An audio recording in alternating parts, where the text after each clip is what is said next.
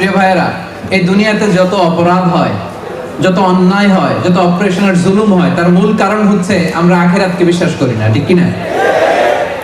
আল্লাহর সামনে যে আল্লাহর সুপ্রিম কোর্টের কাঠগড়ায় যে আমাকে দাঁড়াতে হবে, এই চিন্তাটাই আমাদের মাথায় নাই। চিল্লা এখন ঠিক কি না?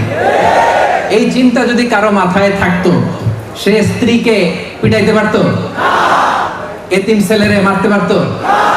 দেশের টাকা বিদেশে পাচার করতে পারতো? খাদ্যে ভেজাল দিতে পারতো? মাছে ফরমালিন দিতে পারতো? ওজনে কম দিতে পারতো? দুর্নীতি করতে পারতো? এজন্য আখিরাত আমাদের মনে আশা জাগে, আমরা মারা যাব, লা বাইর ওয়া ইন্না ইলা রাব্বিনা লামুনকালিবুন। আমরা আমাদের রবের দিকে ফিরে যাচ্ছি, যে রব সেদিন সবচেয়ে বড় বিচার বসাবে তার সুপ্রিম কোর্টের কাঠগড়ায়। সেদিন সেই দাজ্জালগুলো, সেই জালেমগুলো দাঁড়িয়ে থারথার করে কাঁপবে। সেই দৃশ্য দেখার আকাঙ্ক্ষায় আমরা আছি। চিল্লায়ে বলেন ঠিক কি না?